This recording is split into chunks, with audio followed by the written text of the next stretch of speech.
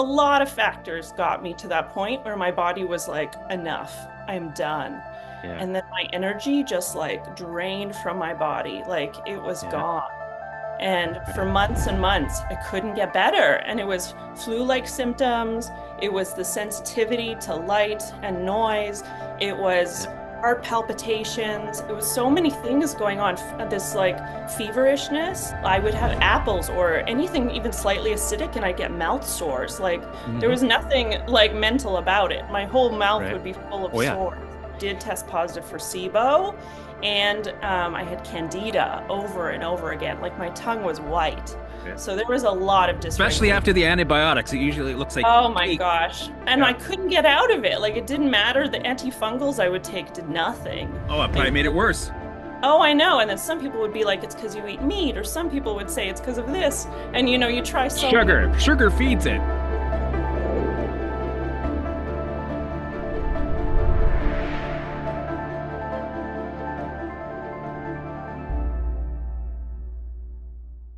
Welcome, everyone. I'd like to introduce Lindsay. Thanks for coming to the show. Tell us about your whole situation and with your symptoms. Tell us what happened. Yeah, absolutely. Thank you for having me here. Um, it started very end of 2015, started 2016. I had just finished my master's program in public health here in Vancouver at SFU, and oh, what a stressful 2 years that Two was years. for me. Okay, I was gonna ask. Okay, so we got Yeah, good. it All right. was like a crazy stressful 2 years. At the start of the 2 years, I was in a car accident where I got whiplash. So the whole 2 years, I was in Oh, like pain, pain, pain. And I yeah. just like, I made it as stressful, like as it was, Mhm. honestly. I mean, partially it's them being like, you should be networking, you should be doing this. Yeah. But I put the pressure on myself. And it was so interesting how I finally handed in my thesis and my body Mhm. just collapsed after that. It totally collapsed. It's There was, interesting. It's like you yeah, finally have that. It's like the eye of the hurricane. It's like you finally have some safety, and that's when yeah. the body's like, okay, now we're ready to feel what we need to feel, and then you have your, all the perfect storm bullshit that coming up, all the symptoms. Well, and it's not even just the masters looking back. While I Yeah. was writing my thesis during my breaks, I was watching Breaking Bad. Like, what a Mhm. stressful show to be Yeah. watching when you're taking breaks. I had no concept of giving myself any kind of self-care. How old were And you again? I forget. Did you when mention how old you were? I'm 37 now, but I was 28 when I got it. So yeah, it's been Oh, about okay. 10 years. All right. And also my roommate at the time was a teacher and brought home lice. And if you can imagine Mm. what lice does, I got it too. You're Yeah. constantly that hypervigilance of, are they still there? Is this itch lice? You can Yeah. imagine how my amygdala went insane. And this was again just before my perfect storm. I had a Yeah. breakup around that time. So many things were happening that my The body was breakup. How long like, was that relationship too that you much. were? Very short. It was a short Okay. one. It was one I felt like had potential. And then, he left. So Yeah. brought back all that childhood stuff of being Hmm. left, as happens. And I Yeah. think there was one more factor too going on. Oh, and then I got strep throat during my master's over and over and over. Yeah. So you can't even imagine how many antibiotics I had taken. And I had Yep. just had strep throat again in December, which took Hmm. 2 rounds of antibiotics to get over. So a lot of factors got me to that point where my body was like, enough, I am done. Yeah. And then my energy just like drained from my body, like it was Yeah. gone. And for Right. months and months, I couldn't get better. And it was flu-like symptoms. It was the sensitivity to light and noise. It Yeah. was heart palpitations. It was so many things going on. This like feverishness that, not quite a fever, but I always felt Like feverish. hot flashes. Yeah, almost like hot flashes for someone Yeah. too young to I be had getting. that. Yeah, it's such a weird feeling.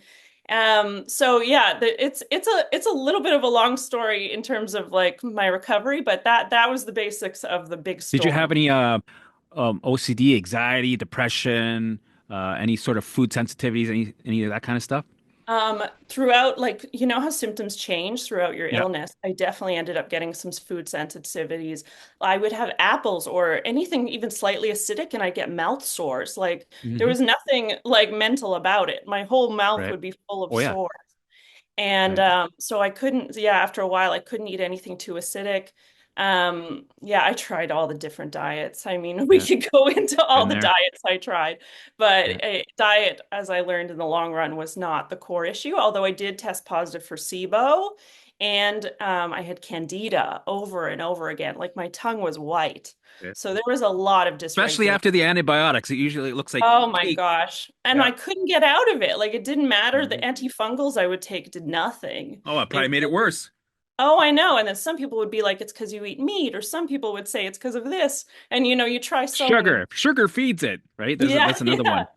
And I did. I did a 3 month diet where all I ate was greens, chicken, and quinoa. Because I was like, and Yeah. that wasn't really the cure. There's so many things. So yeah, it was a perfect storm indeed, to give you that. So you went through the perfect storm. What were you thinking when you're having these symptoms? Were you catastrophizing? Were you trying to fix? Did you go down any of the Facebook groups, rabbit holes at all? Oh, absolutely. The Facebook group rabbit hole. Oh my gosh. And you Yeah. see all the people who've, been like that for years and years. And it's just, Mhm. it's so traumatizing. One of the main things I recommend is to get away from those support groups because it, Yeah. it absolutely gives your brain that, yeah, what if this is forever? What if, what if, what if? Oh, And yeah. Lots of toxic Karens on there too that, they don't like hearing any positive story. They want to keep you there, trying all the protocols. And usually they give you the doom story, like right away. They're like, "Well, get used to. Maybe you should go on disability now. I'm just telling you. I'm just trying to help you out Mhm. here. You need to manage this and accept this, right?" They usually tell you that. And if you Yeah, seek and for I feel any, really bad for yeah, them, honestly. It's more of a oh, sympathy I have for them because I'm sure they've also tried a lot of things. They also probably don't have some privileges I had that helped me heal. Honestly, there can right. be a lot of factors that keep people sick. I hear Um, that, but at the same time, it pisses me off because they're the moderators of like a group that has 40,000 people, and they're deciding the fate of all these people by I censoring, know. the right information, and they're just keep pushing this, brainwashing of toxicity, and that keeps them sick, right? And Yeah. And makes that's them where, more sick. That's the interesting thing. exactly. I went to this rally here for MECFS awareness, and I do think the government needs to be aware and everything, Yeah. but it's like hard to figure out how to talk to people to help them because they're getting something out of having a community also, right? Of other people who stay. Right. So you have to like figure out which people are Yeah. open to this. In one way they have, they know they're not alone. They have somebody that understands. But in another way, they're also being sucked into that label and that identity, and they get stuck there. So Yeah. it's like, you know what I mean? If you try to Yeah. break it, they go, okay, she doesn't know what we're feeling. And yes, stress has something to do with it, but it's environmental, right? And then they tell you, well, because they're all, they have their beliefs, and they think that's everything. And if you try to tell them anything mind body, they right away they throw you aside and call you like you're woo woo, or Yeah. you're a hippie, or Yeah. it's just you don't understand. I don't think you really had CFS, or I don't think you really had blah blah blue, right? And Yeah. it's like, I man, know it's like it's fight. it's it's a hard dynamic because I do have empathy still because they come to me Yeah, sometimes and they're like, I wanna stick my toe in, but they're so scared it won't work. And then the letdown will be so huge. I've had that a yeah, lot of like, what if it doesn't work? And I'm like, there's so many things to try, right? I'm trying to give them that curiosity back instead of that yeah. desperation. And living in that desperation is what kills you. But then again, I have a brother who has MS. Hmm. And some people, the victim mentality is become so routine for them that they get Yeah. something out of it themselves. So there's a lot to unpack Yeah, there actually, psychologically. I saw some of that today on one of my comments in my videos and I did it myself, right? In the beginning of my journey, I wanted to build a case, right? I had Exhibit A, Exhibit B. I had a panel Yeah. of lawyers, and I wanted to prove to people how sick and how real this is, instead Mhm. of, because by doing that, I was setting a message of danger while being in danger. I kept speaking danger, right? Especially with my mom. My Mhm. mom was, playing it down and saying, it's just anxiety. I'm like, no, this is legit. I feel like this. And on the days that I felt maybe on the Tuesday that I did feel fine, if she came over, I would milk it and Yeah, make you don't want myself her to feel think bad, you're right? not Because that. Yeah. I wanted credit. I don't want them to believe what I was going through, that it wasn't just anxiety or anything. So people can get stuck doing Oh, that, and it it's ends up crazy. being like the cycle of trying to prove your illness. I know. I remember going to the doctors and you're like, okay, should I play the super suffering person? Because I am suffering so that Yeah, they feel sorry for me. Or should I play the I'm very educated, I know my science, I know this so that they right. respect me, which I did actually find that that got a better response was the respect. But it's not a fair thing for any Yeah, of us to have to be playing these parts. If you had cancer, nobody would question whether you have right. good and bad days, right? Exactly. Yeah. So did you try also the naturopaths, all the Yeah. holistic stuff and Yeah. Naturopath told me I'd probably have to quit my job because I was trying to keep working there for quite a while. yeah, Of course, he ended up being right. I did end up having to quit my job in the end, but yeah. not so much because of the illness, I think because I wasn't on the right life path, and that's really what I would say to people is if you love your job, you can probably Hmm. find ways to get out of this without it. But if you're on a path that doesn't feel right for your nervous system, then you might Yeah. have to end up changing. Yeah. Um, You got to make the hard decisions because it's, for me, I think about it. It's like, it's not so much, I know it is at the time. It's not so much the symptom. It's what they represent, what they're trying to tell you. It's like, you're forced to be aware of all the toxic job I've been at for 10 years. This isn't healthy for me. The relationship, the blah, blah, blah. It's bringing awareness to that. And I got to make some changes. And if you're, in that toxic relationship or in that horrible job, maybe it's time you got to make that decision to get yeah. out. Which for some people they don't have the privilege, unfortunately, but Yeah. it is definitely healing takes structural change. I say this to Yeah. other people. It's not something that you can just surface level change, get back to the way you were living before. It Right. takes a level of structural change, whether that's addressing traumas, whether that's, addressing the path you're on in life. There's a lot of ways that can look, but yeah, it can be Yeah. really structural. But yeah, I went to therapist. I went to a therapist who had had ME/CFS, and she was like, "I think you just have to work on acceptance," which didn't mean anything to me at the time. Yeah. Acceptance. She was right in some ways, but she didn't explain it well. Acceptance is Right. about accepting where you're at right now, and you can get better, but Hmm. not accepting that this will be your life forever. Those are two Right. different things, right? Right. So Yeah, that that's wasn't interesting because I helpful for me. mentioned that earlier when they're like, you need to accept this and go on disability, accept that this is your rest of your life. So there's Hmm. that acceptance, which we don't want. We don't like that one. Yeah. But the Versus other one, yeah, resisting. Yeah. Versus like the resisting of what is the right now is happening and taking care of yourself, the way your body's asking you to.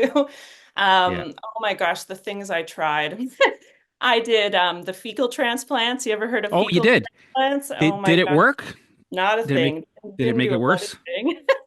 No, didn't do anything worse. But honestly, like for it to work, apparently you'd have to do like a colonoscopy kind of thing. I was doing like the enema type. It doesn't get up far enough, Did you do really. DIY or did you have it done I did professionally? one with a professional doctor. He did it for Yeah. me.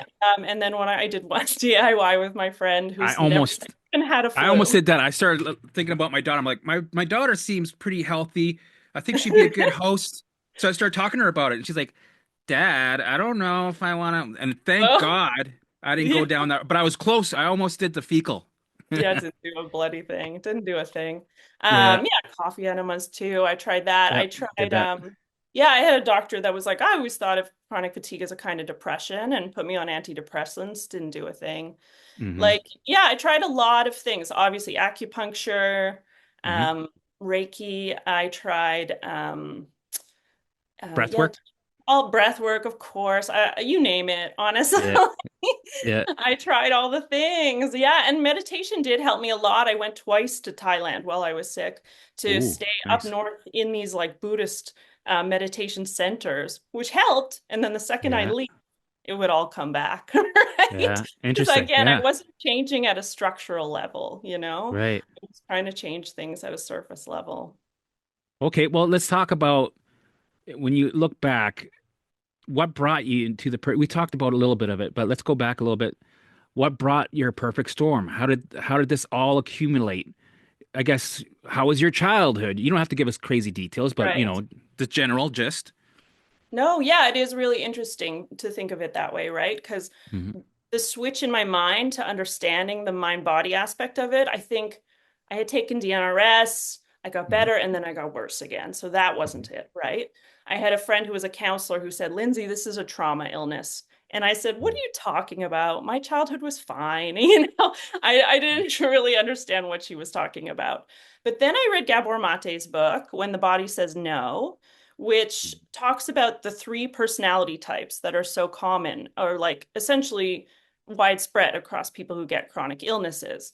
Yeah. The people pleasers, which is me to a T, the Hmm. achievers slash perfectionists. It comes Hmm. in a few forms, but definitely an achiever Yeah. slash goodist. This feeling of I should be a good person, that was big for me. Sarno talks about goodism. And the third is repressed emotions, which is a really interesting one and was Yeah. really big for me, having had a mother who, let's Was just the say, she narcissist? needs a lot of space up. Yeah, I don't know if I'd go as far as saying clinical narcissist. I think people Right. overuse that word a little bit, but oh boy, she takes up all the space. And I was her little therapist, honestly, as a Did you child. did you know she was one, or did one day did you go, "Oh my goodness, my mom's a blah blah blah." Yeah, I didn't Wow. get it until, well, this was the second therapist I saw who kept trying to like dig it into my mind of your mom's a therapist or as a narcissist. And I'm going, Yeah. She's a good person. She's a good person." But yeah, it Right. took a while to really get there for sure. So that was definitely a big piece, I think, of how I Oh, grew up yeah. as, yeah, Even the that alone, just that is yeah, the little enough. good girl. And I'd never understood how to express anger or that I was allowed to Yeah. express anger. And it is a reason, I think, why it is so common in women is we're not really taught that expressing anger and how we can do that in a safe feeling way, it's Yeah. not very big. There's a really great book, Burnout, by Emily and Amelia Nagoski, that Yeah. talks about like why women often get these illnesses. But yeah, it was my childhood. Now I can see why it was a huge Yeah. factor. So the Absolutely. childhood, what about your teen years, high school, boyfriends, 20s, Yeah, anything it's else? well, this it's very fascinating to really analyze it because I grew up in more of like a lower middle class family, but a lot of my friends were higher middle class and Mhm. lovely families who often invited me over for dinner, and I Yeah. saw a lot of um how much potential there was in the world. Whereas I Yeah. kind of call myself sometimes the Lisa Simpson of like the Simpsons of my Yeah. family. And then, but I had big goals, I only went to Hmm. university because my friends go to university, I only Right. did this because my friends. So I was always comparing myself in a way that, it wasn't that my family gave me this feeling of I should be better, but I still got it from the way I was raised. And a lot of people have that in more of sometimes they get it from their own family, this perfectionist feeling. But I was Hmm. always comparing myself to my friends and like trying to be as smart as them and as good as them. And, in Hmm. these ways that, of course, we can't compare. But Right. I had a good teenage years, I would say, and an overall good childhood, of course. But when you look at the little details, and obviously my relationship to like I was kind of a nerd, so wanting more boyfriends and things like that, Hmm. and always living in the state of what should be, rather Yeah. than what is. I will Right. say. Did you get involved in any narcissist relationships? Not really because I wasn't in any relationship, but Okay. I had really good friends. So this is what I Yeah. really find the privilege of my entire life. And when you hear how I got better, like my friends saved me, honestly. I moved to an island. I don't know if you know these little islands off the coast of Vancouver. I Oh, moved to one of nice. them a few years into my illness because I was like, I'm going to go heal in nature. Mostly I was Yeah. so jealous of all my friends doing all these things, but I needed to get away. But I did kind of think I could heal in nature. And I just got worse and worse and worse there. I Yeah. was so secluded. There's definitely Ooh. a lot of like mold and stuff. Yeah. We can talk as much as you want about that factor. I'm not sure. I'll never know if that was a huge factor, but my body Hmm. did not like the isolation, that's for sure. And Hmm. they ended up, having an intervention and saying, Lindsay, we got to get you off this island. They found me a place here in Vancouver. They started bringing me regular meals, and like I was able to slowly recover. So, Okay, well, yeah. let's talk about that. So Hmm. what was your journey to recovery? What was it all about? What did you find? How did you find the way? Tell us Yeah, about it. so the way I coach is kind of the exact way that helped me. Okay. Um, I use like a pill. I have these pillars, and we kind of Hmm. look within these pillars what factors might be missing. So the first pillar, which was important to me as well, is lifestyle and pacing. So Hmm. lifestyle, I definitely needed to figure out the diet thing. I had been vegetarian 10 years up until I got sick. And No.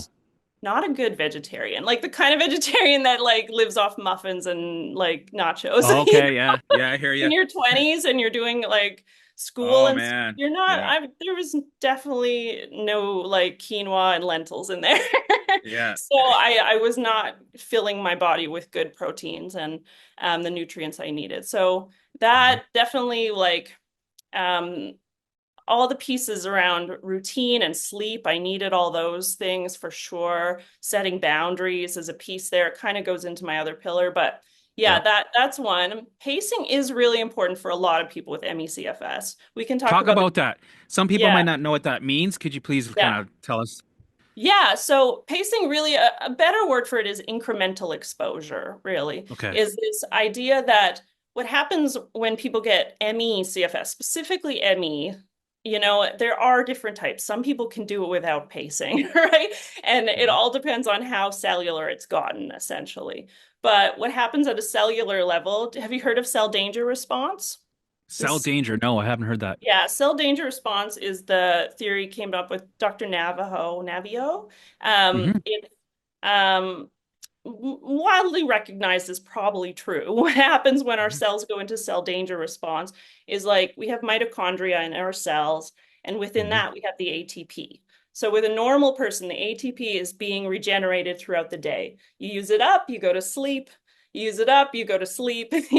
With people with ME, what they found is that the ATP is not regenerating in your cells. The ATP is being used to send out danger signals to other cells, like something is wrong, something is wrong. Hmm. So, what happens with pacing, if we incrementally add up how much we're outputting, and I mean this in like physical, mental, and emotional buckets, I think of them Hmm. as different buckets, Yep. kind of stretch that ceiling slowly so that it feels safe for ourselves instead of like them sending out danger signals slowly, slowly. My favorite analogy is like stretching pizza dough. So if you Yeah. think you're stretching pizza dough, it will retract a little bit, right? Right. Like that's Right. a Right. Right. normal thing to have some symptoms. You stretch it a few times, and then by about the third time, it'll hold its new size. That's kind of Right. what's happening at a cellular level when you pace up slowly. And you do it But it, slow. Yeah. You don't go quick because you tear yeah, it. if Right. if you if you went for a hike from bedbound to a hike, your body would be like, hell no. Right. And Right. Right. and truly I've seen that as brain retrainee, as confident as you are, as fear-free as you are, at a Hmm. cellular level, a lot of us, and I definitely needed to pace up slowly. Nice. Um, which is, Miguel Batista talks about adjustment periods where your body has to get used to it, and you will have some symptoms when you add a little bit. Mhm. And I totally believe in that. Like even last night, I didn't sleep great because Yeah. I did a very intense workout class. So Mhm. I'm still at a level pacing, even though I'm Mhm. up to like 4 hour hikes and stuff. I haven't done Nice. an 8 hour hike, that I'll need to pace up to. 4 hours though. 4 hours of hiking is especially near Vancouver, right? Mhm. Anybody that's normal, that would fuck them for a week at least. You know what I mean? Right? That's the thing is people don't realize that even when you're working out normally, you expect to have symptoms, right? But it's not the same symptoms, so we freak Right. out. But Hmm. if we can kind of analogize how we pace up to how people, work out and feel the what's the word? The Residual. residual Yeah. effects. Hmm. So yeah, Yeah, that's okay. kind of how I would say pacing, and that's really worked for me and a lot of my clients. But then you get some clients that are like, "But I went on vacation and I felt fine," and that makes Mm, me think that we have a different kind of ME/CFS, you know? yeah. And that's why I do think there are different variants. Some are more psychological and some are more physical, and it's very Mhm. hard to know which is which, right? Right. So then, okay. So then, All right, sorry, that's pillar one. So yeah, yeah, right. I'll keep going with my pillars. Yeah. So yeah, lifestyle and pacing. Pillar two is brain retraining or mindset. It is an Hmm. important piece, absolutely. And for Yeah. some people, it's the whole piece. That's enough to get them better. Well, you And mentioned routine was really important there. yeah, routine is a part of the Right. lifestyle one, was really, really big for me. I started having a little few healing activities, at least the first hour of the day. And the Hmm. last hour of the day were kind of my planned healing activities, which were a Right. mix of the brain retraining and my third pillar, which is somatic body work. Okay. To start, essentially, you're proving to your body that you will take care of it because it's Mhm. lost trust in you. It sounds a little woo-woo, but something within you has lost trust that if it's not sure, it actually thinks it's protecting you by keeping you in cell Yeah. danger response in this totally Right.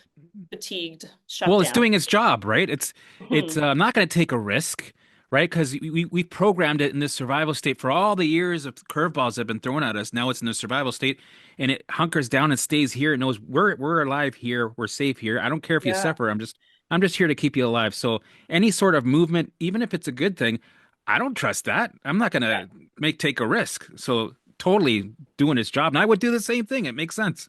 Yeah, it's if evolutionarily, when you really look into it, it absolutely Yeah. makes sense. It's really trying to protect you. And that's why an important piece of brain retraining is thank you, brain, for trying to protect me. You know, that piece is Yeah. actually really important because people get Hmm. so annoyed and they want to be better so bad. But if you reverse that thinking into like thanking your body and thinking Right. differently, it is a really important mind Well, shift. what happens is people they get mad and they think it's playing tricks on me. It's trying to hurt me. Mhm. We're fighting against each other when Yeah. it's actually not that. It's like a paradox in a way. Exactly, exactly. It's actually trying to help you. And it's kind of beautiful. I know a lot of Yeah. people listening are not in that stage where they can be grateful for their illness, Right, but right. now Yeah. I can, you know, and you hear that and you might still be in a stage listening where you're like, oh, I cannot feel that gratitude, but you probably will get there because it changed my life for the better in the end. So yeah, giving people exercises like writing down 3 wins and gratitudes every day, Hmm. that kind of thing, that simple activity can be so powerful in changing the brain because Hmm. your brain pathways that you're using, if you think this is the brain model I use, this is my prefrontal cortex, and Hmm. then deep in here is the limbic brain or the amygdala and the hypothalamus hippocampus. So this is your ancient brain where your fight or flight system is, right? If it's getting signals of worry, pressure, self-criticism all day, it's Yeah. firing like nuts, right? And that's going to send like systematic symptoms throughout your nervous system, which attached to, Alarms. oh, literally Yeah. could be your gut, could be, you know, your heart rate, all these things are attached. But if you're sending out the pathways of gratitude and wins, look what's going well, look what's going well, Yeah. that totally sends a different signal to your brain. So I truly believe brain retraining is an important piece, but for Yeah. most people, it's just a piece. And then the Yeah. third is somatic body work. So if we think of Right. brain retraining as top down, somatic is like approaching it from a bottom up. A lot of people who Right. get these illnesses, we're very smart, very heady people. Hmm. We're great at thinking our way out of problems, but not great at feeling into our body, feeling our emotions, feeling like actually what feels good in your body, and making that routine a part of your life to Yeah. actually feel into your body is crazy transformational, but it's not easy if you've never So done it like before. things like getting out in nature, walking, maybe dancing, Mhm. doing like somatic exercises, things like Mhm. that. Yeah, yeah, breath work is one. I mean, maybe you've seen that eye exercise where people stretch their eyes.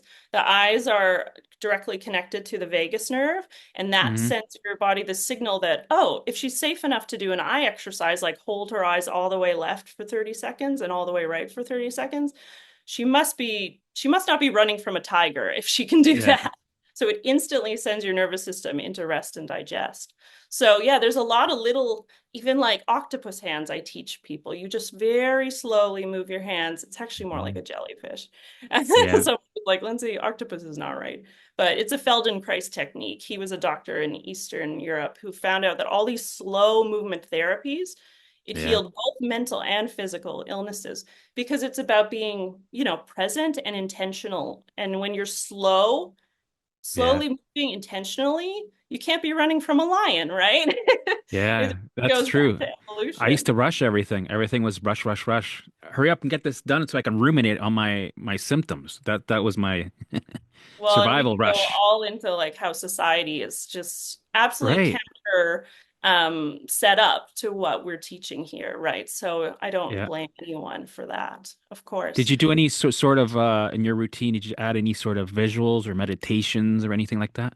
Yeah, so visualization is kind of more of a piece of the brain retraining because Yeah. um, Okay. Yeah. it's really cool that our brain doesn't know the difference between visualization and what's really happening. Hmm. So some people get really offended because they're like, oh, are you telling me it's a mental health illness if you can heal this with visualization? But it's more about the hormones it's sending through your body, right? Hmm. When you're visualizing yourself hiking and dancing and doing these things, you're getting all that oxytocin and dopamine and serotonin and endorphins, Yeah. the good Dose. chemicals. They're going through your whole nervous system, right? And that opens up the space for healing. So that's why visualization is a huge one. Yeah. It's So, a great way to program and bring the survival state down. The old program of mhm, survival, and we use the visuals to bring that state down over time with repetition, over and yeah, over again. Not just last Tuesday and then next August I'll do 1 hour. It's got to be like something that you put as a lifestyle part of your routine with the yeah. brain retraining. Yeah, it's a piece. And it's one of those things, it's not what we do, it's how we do it. Some Hmm. people get very frustrated because they can't visualize. People's Yeah. brains are different. And I always say, you don't have to visualize to heal. Instead, you can do Mhm. this or this or this. But yeah, it was a piece for me, absolutely. It was definitely in there. Another part of my routine, I like the lymphatic drainage. Did you ever do that where you're My wife sweeping? does it all the time. It does feel like it's opening something up. It would definitely wake me up in the morning. Yeah, I do my brain retraining. I had a bit of a mantra. I would hum. Humming is a great somatic activity. It wakes up the vagus Mm, nerve, yeah. and trains Tapping? the vagus nerve, as they say. Sorry. Did you do any tapping? Tapping was never really my thing. See, that's so Okay. interesting. Some people love the tapping. Never really Yeah. was my thing, the tapping, but it really is not what you do. Like I never did, well, I tried to do the cold water therapy, but Oh that, yeah, no. oh my gosh, why torture yourself? I was on that Not when island you're trying to jump in the ocean in the winter and I was just suffering. after you're regulated, sure, go nuts. But while Yeah, you're doing this work and you're dealing with 70 symptoms, that's like pouring gasoline on the fire you're just yeah. asking for trouble. And have you seen all those memes about like all these men out there who are instead of going to therapy, they're just jumping in cold water? Well, It's yeah, super like, oh yeah, I have depression, anxiety, and I just jump in the water and It's I like, still oh, have depression, anxiety, but I maybe feel you I need feel some. stronger, I think. Yeah, trying to avoid therapy. But so that's Yeah. number four. My fourth pillar is self-discovery work, Hmm. which a piece of that is, looking at what brought you here in the first place. Like you've already asked me about my childhood and stuff, and Yeah. understanding there's a reason that we Right. became this way. It also includes like moving forward, living through your core values, living Mhm. a life that's aligned with your nervous system's core values so that you're not fighting all the time at a structural So level. being aware of old behavior patterns and being aware of them and slowly changing these old patterns that Yeah, got you here, like you said, that got you here. You don't want to be recovered and be that person that you were before you got sick. You yeah, want to kind of this is the chance for us to make major changes, not to get rid of symptoms so much, but yeah. let's really, you know, empty this hoarding house and really, organize it and become a new person, the person that we authentically And want to be. like, I can't guarantee this, of course, but maybe you're protecting yourself in the future from getting cancer and all these other things because Hmm. you're dealing with your shit, You're not just continuing to push it off, push it off. I need a drug to make me better now. You're Yeah. actually addressing the core issues. Yeah.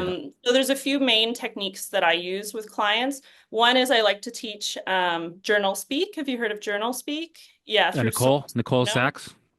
She was a Yeah. student, and I interviewed her on my podcast. So it's essentially a way to get out repressed emotions, Yeah. in a way that you're stream of consciousness journaling. So that's one way. If you have very intense trauma, I don't recommend it for that. That's really good Right. for something like EMDR. Mm. It is why there's nuance, right? All these specific techniques, not everything works for everybody. But for Mhm. me, I would say the month where I did that every day, 30 minutes, I was, getting out. You have to be like a toddler, essentially. The studies show that high expressors have more symptom relief than low expressors. So you have to Mhm. be like effing Yeah. be weird. I Rage won't on the swear. page. Yeah, Yeah. rage on the page. Exactly. I got that out, and you notice trends, right? You notice everything comes back to my mother and things like that, Mm. essentially on the Huberman Lab podcast, he talks about what his theory is of why it works is that there's a lot of energy concentration around your limbic brain when these events happen. You don't even have to call them Yeah. traumas. But by getting it out like this, it transfers energy to this prefrontal cortex, which is more about rationalization and processing. And it allows that space for healing again, through the system. So that really helped me understand why it was working. And that Yeah. that really Well, was you're moving through these old emotions and you're making some room in your storage because storage isn't full now anymore exactly like it was before. Your allostatic loads are finally emptying. Your bucket's getting emptier, right? By feeling the exactly. feelings. Yeah, and So, yeah, people it's really don't, it's important. really hard for people to understand that rationally why getting out anger could help chronic pain or help chronic fatigue. But Yeah. this is the best way I've found to explain it, like opening up space in your system for healing. So So, how that's long did you do these one. pillars for? Was there any pillars missing that No, you? I just wanted to say a Yeah. few other forms of therapy that are really great. Yeah. IFS, internal family systems, has Hmm. been shown to be one of the most effective forms of therapy for people with chronic illnesses. Hmm. Look it up, Dr. Schwartz's book, when what's it called? No Bad Parts, No Bad Parts. I truly think he's a genius. Hmm. Because normal talk therapy rarely gets at it, it's Yeah. it's not usually enough for people, but Right. IFS can be very, very, very helpful, especially more intense traumas, and EMDR as well has been shown to be very effective. But yeah, so these are kind of the pillars I needed to heal for sure. Now Right. looking back, I needed all of that stuff. I would Nice. say doing that Nicole Sachs every day for a month, that was probably the most noticeable shift in my fatigue that month. Mhm. Something lifted when I did that in a way that was really noticeable. But I So a really, combination of because I think there's a lot of things that take different different sections of your bucket. So it's all the Mhm. emotions that you avoided, and then you're using the brain retraining to bring that survival state down. So Mhm. all these things in combination, and you were doing them pretty much every day. How long were you was this your routine for? Yeah, over a year and a half, maybe 2 years before Right. I got to what I would call recovered. Right. Like, definitely the shift of moving back to Vancouver, my friends having an intervention.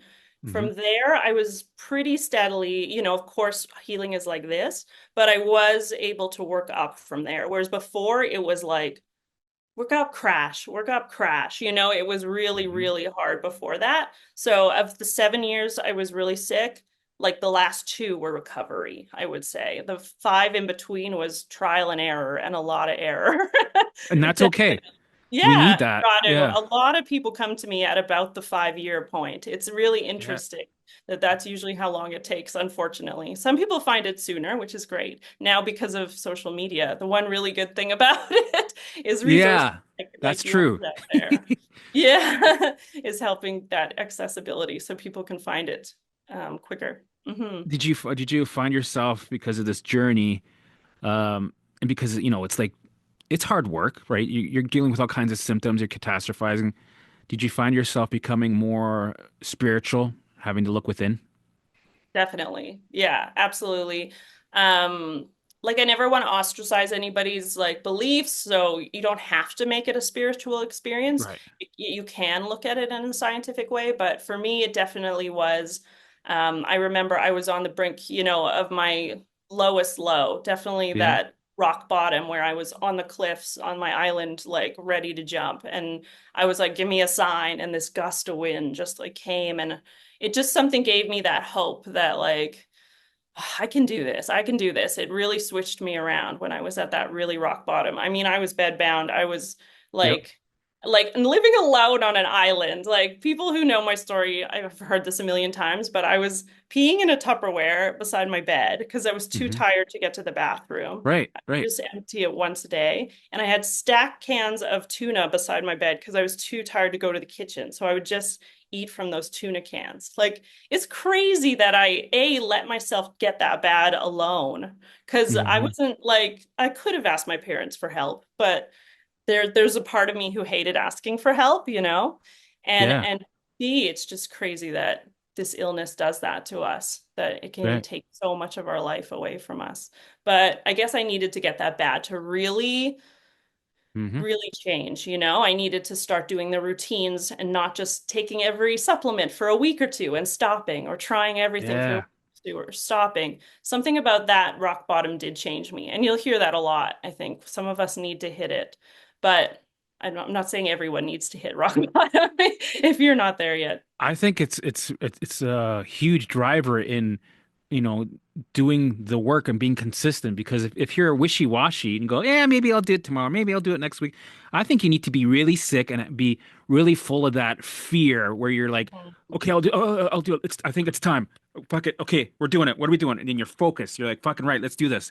Because in some people, I'm like, I'll think, what? I don't think you're ready yet. I don't think you're at Yeah. your worst yet. I don't think, me trying to help you is going to help you. It's going to be a waste of my time, our time. Come back when you're shitting your pants, and then Yeah. you'll be moving forward. Yeah, that's good that you're confident enough to say that. I do say that Yeah. it's easier sometimes to work with my severe clients than my mild clients because they just want to go back to the way life was. They just want to Right. like really just want their life back. And that's not obviously what your body is telling you, right? Your body is telling you Yeah. you need to make major changes. So Yeah. yeah, it's really good that you'll say that to someone. I'm usually a little more like, I Well, it's really the think you truth. can get better, but I tell them the truth. Yeah. Like But the only time that I made any changes is when the fear in my life was at rock bottom. Because then you have nothing else. You have to, right? You have to look within. Because I had two perfect storms. The first one, sure, it sucked here and there, but I was able to manage and I didn't get down to the root. And this is, nothing really changed. My life didn't really change. I was still miserable, you know, a drinker, a smoker, eating junk food, rotting in front of the TV. Nothing changed. But I mhm. really needed to have that 75 symptoms and, the big for me to go, oh, right, and suffer for, a little bit where there's Yeah. nothing helping me, where everybody thinks I'm crazy. I needed to Yeah. feel that. I need to feel like rock, nothing. I'm a freak. And Yeah. then I was ready to, then God or source or my higher self decided, okay, now he's ready. Let's do it. Let's give him the answers. Let's give him the synchronicities. Let's give him the golden nuggets slowly. And I was like, okay, yep, right. I was using it right. I was not wasting the opportunities. I Yeah. was one foot in front of the other. Sure, I was falling off a lot, freaking out. I'm human, right? But Yeah. eventually, that's what I needed. That was my driver, the fire up Yeah. my ass. Yeah. And I'm actually curious with you because people are like, what does fully recovered look like to you? And to me, Hmm. it means you can do for me, I can do everything I used to be able to do. Again, I'm Yeah. hiking, I'm doing spin classes, I'm doing like kettlebells, crazy exercise stuff. But I know I'll always have to be a little careful with my nervous system. And some people Hmm. are like, oh, but there's some people who can totally like not be careful anymore and get totally back. But what do you think? Do you still feel like you have to be careful a little bit or it would come back? I think recovery technically means that you still have symptoms, but you're able to live life without any limits, no Yeah. behavior, you know, limits, where you might still have symptoms, but you're living life. To me, Mhm. that's recovery. For me, I went through that, and then I went through all symptoms are gone. I was actually like a beast where I never got sick, right? And I was actually triggering a stress response on purpose to go even deeper. But then Mm. eventually life throws curveballs like it always does, Mhm. right? And symptoms do come back. Mhm. And the thing is, what I tell people, it's not a bad thing Mhm. because your baseline moves up and down. You move with it. You have the tools now. You know how this works now. When before you were stuck, you were chronically ill. Now Yeah. you're not stuck. You're not chronic. You're moving Yeah. through it like a what would you call it? A cork in water, right? You move up, you move down. And it's supposed to be like that. Your Yeah. nervous system, your baseline is supposed to move up and come back down, right? Yeah. And you move with Yeah. it, Yeah. right? To Yeah. see that But if you we're felt like you're we're getting too stressed, too into rushing again, all that, yeah, like you would have to slow it down life again. is going to happen, right? You might Mhm. get into a horrible relationship. My parents are still alive, right? Mhm. That there's nothing I can do in the world that's going to stop me from feeling horrible and grief and sadness through that. And I'm going to have some symptoms. My Yeah. baseline is going to go up. It's going to be a little bit of a shit show, Mhm. but I'm not going to be stuck there for the rest of my life, Yeah. right? I know I Uh, have the I, tools now. right? Right? Exactly. Okay. Or the next job you have might be toxic, or you might, meet somebody who's a narcissist, or your dog Yeah. dies, or hmm there's going to be all kinds of curveballs. We know now how to move through it, and it's not going to be something that's chronic. Yeah, yeah, it's interesting because one really cool thing is I'm teaching mind body work within the Canadian healthcare system now. So there's a Nice. doctor here in BC who understands.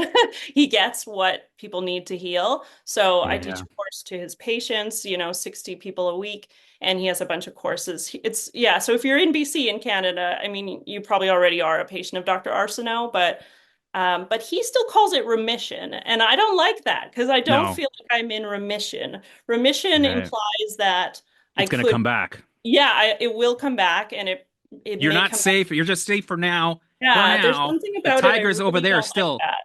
Yeah. Yeah, it's not a great term to me. I really don't think it fits it because I have the tools. Yes, maybe I could get sick again. I haven't had COVID yet. Who knows? Yeah. But I know I have the tools now that I would be able to get out of it. So, Right. yeah, it's a really interesting concept. Yeah, for sure. If what advice would you give somebody who's seeing this for the first time and just found out about the mind body type of methods a week ago, and they're seeing this interview like, oh, I want to get, some research. What would you tell them? What Yeah. tips? Well, there's a few kind of mind states that you have to figure out how to get yourself in, and that's very hard at the start. To say to get out of the desperation mindset and into the curious is way easier said than done, but Yeah. that is required for healing. If you're in this somebody save me feeling, Yeah. it's just not a safe feeling for your nervous system and you won't heal in that. So it has to come Yeah. back to a more empowered feeling, this feeling of I know, like other people can give me the tools. Lindsay can give me the tools. You can give them the tools, but I'm gonna help myself in this situation. Of course, like it's wonderful to have supports and other people. If you can make friends with other people working on recovery, that was a big piece for me too. Having Hmm. friends that were also working on recovery, I Yep. do really credit that. And actually, I'm setting up some Zoom calls for people just to make friends because it is hard Yeah. to make friends, but it is really, really helpful. And I found that so helpful.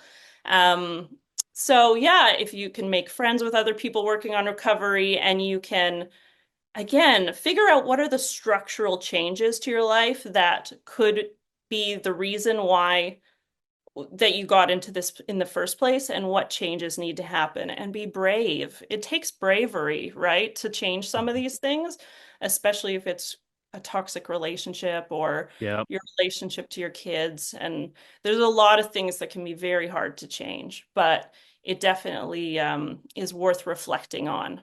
And yeah, again, that curious mindset of what could it be instead of who can help me.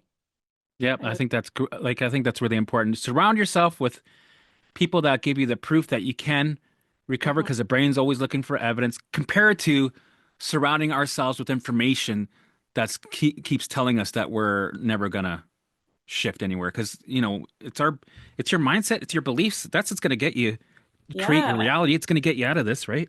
And it's totally normal to go through that stage of comparing to other people recovering, being like, why are they Yeah. recovering faster Yeah. than me? Why are they Yeah. doing it? Everyone goes through that. We all go through that.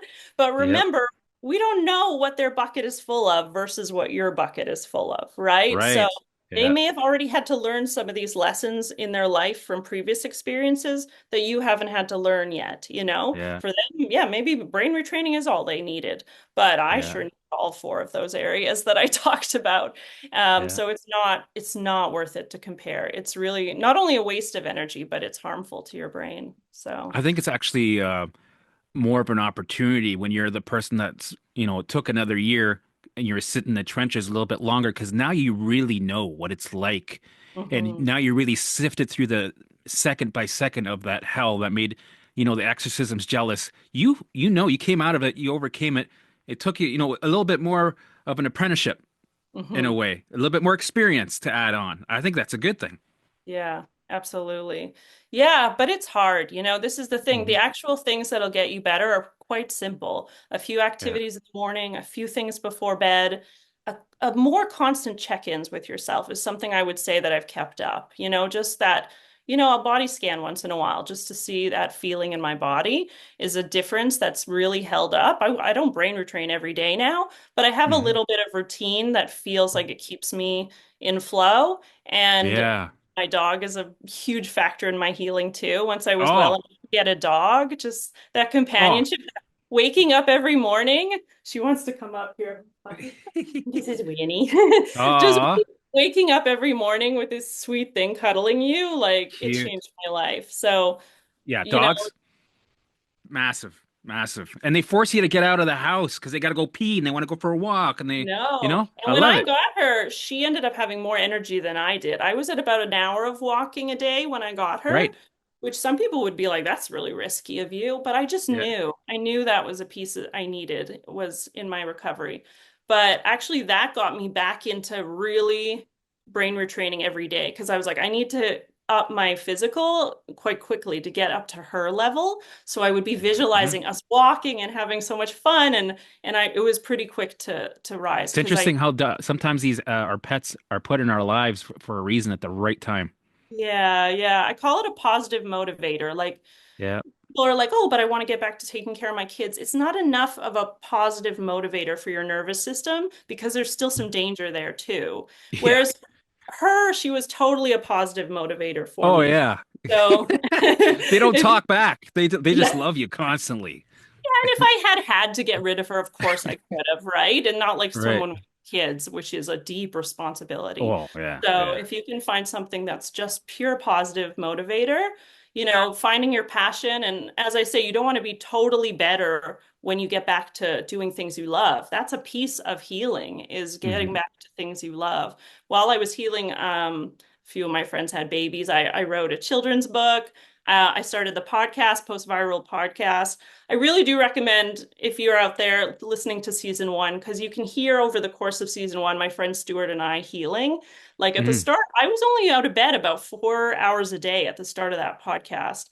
By the end of season one, we went to Mexico together. We were Oh, nice. doing stuff. So yeah, it's really cool to see the progression, and people really get a lot out of that season one. Season two, I have some cool interviews with experts, but season one has the heart to it that people love.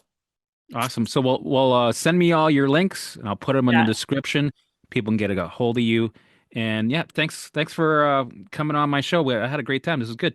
Yeah, it was really nice to meet you too. Also, one more thing I'll just plug is that me Yeah. and Liz Carlson, Heal with Liz, wrote a programs guide. So we reviewed over 27 online programs out there. Oh, Um, nice. and we did little reviews of like who's it for, who's it not for, what does it include, all of that. And that's for sale from my website too. People get a lot out of that when they're trying to figure out which online program's right for them. Nice. So Okay. I Thank read you. it.